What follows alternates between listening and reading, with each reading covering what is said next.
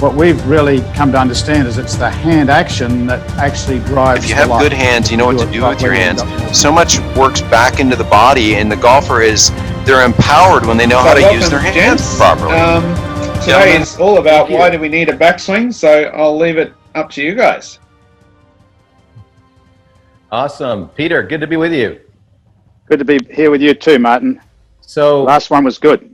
No, it was a lot of fun. I tell you what, you and I, we are cut of the same cloth. For those of you out there that don't know me, Peter is one of my mentors. I learned from him many, many years ago.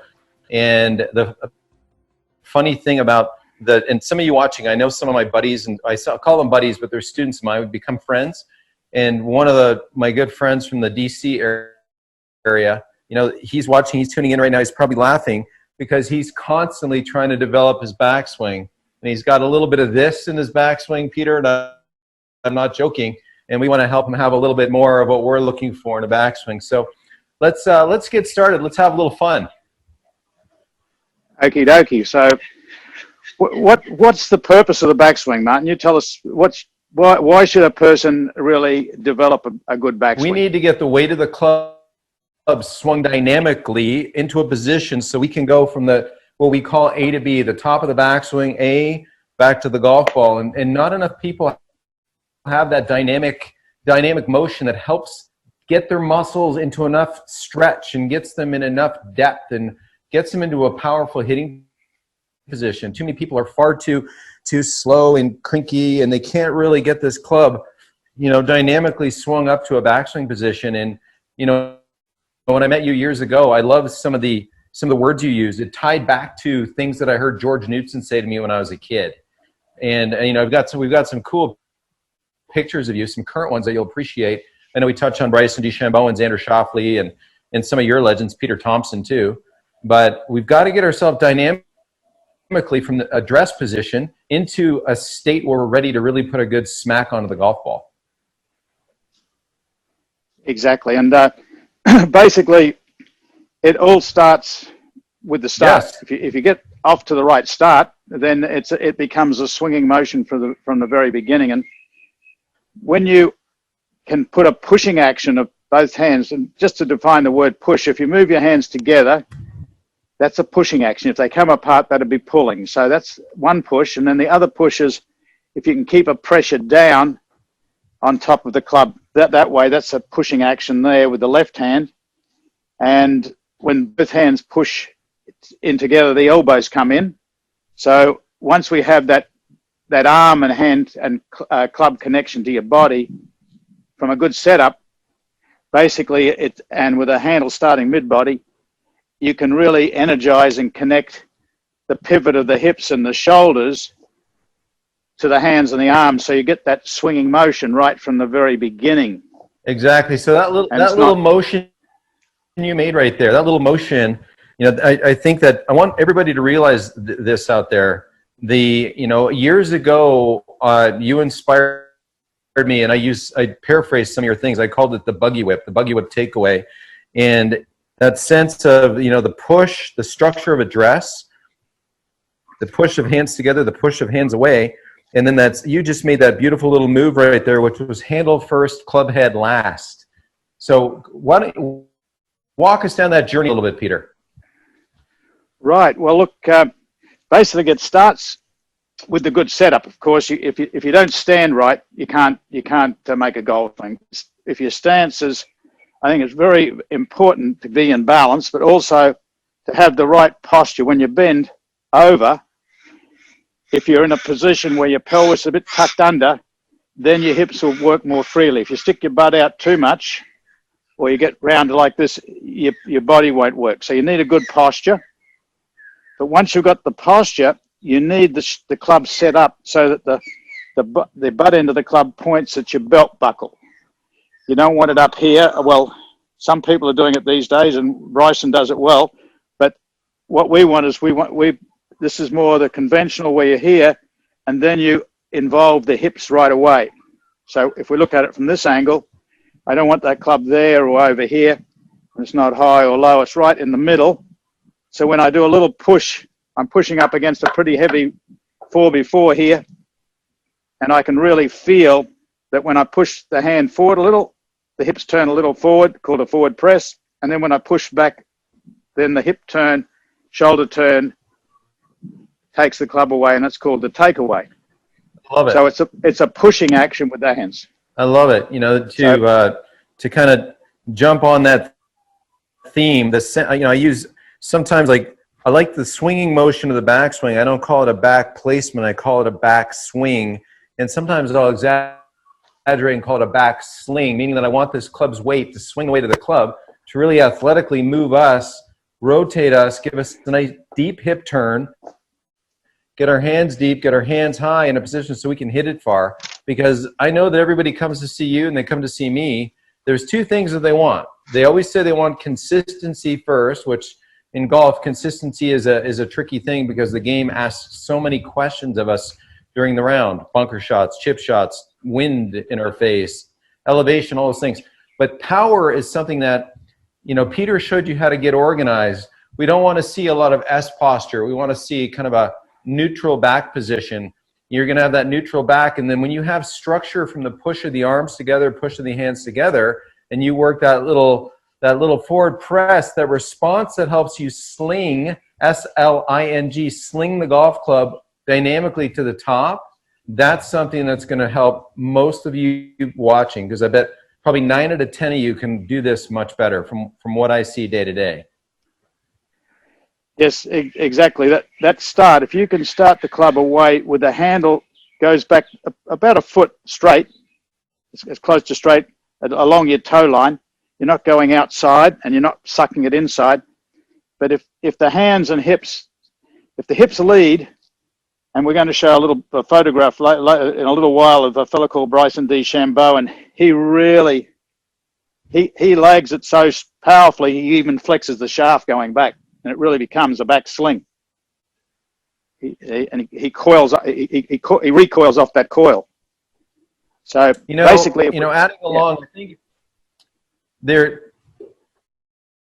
I want people, when people are watching this, they'll see and they'll think that, we mandate that certain things be exact. There's no mandating, but you'll see general themes with the best. Most people will look at the 1%ers. They'll look at, Bryson might carry his hands very high, but he might be a 1%er. You might see the Matthew Wolf, who has the club extremely out. He might be the 1%er. Most of the folks that do a great job striking it beautifully the most often tend to fall into more of a conventional look. Not saying that these 1%ers aren't amazing, because if I had my choice and you said to me, would you rather see a Matthew Wolf takeaway or somebody who whips it around low and too far early behind? I'd say I'd rather see Matthew Wolf all day long. If you said to me, would I rather see somebody down here or somebody a little bit high-handed like Bryson DeChambeau, I'd say the latter all day long. So, there's certainly margin within what Peter has taught me and what we teach, at my camp at the Tour Striker Golf Academy. Exactly. So if you want to look at the backswing, the body turn's very important. So it starts with the stance. So if we broke the golf swing down, you got the body turn, you've got what your arms do in the backswing, and you got what your wrists or your hands do. So basically, what you just said there, Martin, there's a few different ways to turn your body and that are quite effective. The one thing, one of the things from Bryson DeChambeau is he's really learnt to make a much more powerful hip turn in the backswing to allow him to make a more shoulder turn. And I think from the setup, if you're set up correctly with a correct posture bend from the hip socket, not from the waist, and your pelvis tucked under a little bit, then when you turn back, you're turning as if in a barrel. There's no rocking sideways. It's really turning. Now, Ben Hogan had, when he turned, his right hip sunk down a little. Sam Snead, his right leg straightened a little. So there's as what you're saying there, Martin, there's a parameter where you got a choice. It's just a case of which one's you feel it can work best for you. Well, I know from my... Jump it in there. If I may, is Yeah. both Hogan and Sneed. So Hogan might have kept his right leg a little bit more bent, which I know is from working with you as a preference. And Sneed may have let his right leg straighten a little bit more, but I'll tell you what both of them did. They didn't have that, what you showed earlier, they didn't have that pelvis motion that swayed, toward their trail side. They had a very sharp, deep hip turn, and then they were able to maintain that angle that they established with their trail leg at address. So whether one lost a little bit of that trail leg flex, or one maintained it, maybe like a Hogan, they still didn't have any of that motion that took their centers of their body and moved it too far to the right. Exactly. I think Seymour Dunn said turning in a barrel. Have that concept or that picture of you're turning in internal. We say it's an internal rotation. You're not externally rotating. You're turning inside the hip. And Excellent. certainly the lower body, when you do that, you're getting a certain coil. You're really winding yourself into the ground. You can really feel the legs coil, so you can then have a recoil. So basically, the backswing hip turn, if we turn internally, then there's a choice here of the way your shoulders turn. The one that we put up as a starting point, when you bend here, you set up your right side's definitely, just because the tilt is a little bit lower, but also you compress the right shoulder down a little, and the left up. So now the left shoulder is quite high, much higher than the right. Now, if you're turning in balance, the most important thing now is keep your eye on the ball. Don't look here, and definitely don't come up. Maintain your spine angle, so you're not reverse pivoting and not swaying above. If we look at it from this angle, the body turns from the dress position. You bend from the hips 1, unlock the knees 2, and tilt, and then just compress the right side down a little more. This accommodates the right arm. Jumping on, we'll use hula hoops a lot at the golf school, and we'll say, okay, if I stood up here at, full height, and I tipped over, like you suggested, can I move on that relationship, or do I, like you said, take my eye off the ball, letting my lead shoulder get up too high? Do I tip and have a reverse pivot? And so when I stand here, and we'll use a hula hoop, and we'll tip people over a little bit, and then we'll say, okay, let's move that hula hoop, and let's see if we can kind of maintain that address attitude rather than losing or creating some artificial angle during that motion. Yeah, very good. That's a great image to get where there's no.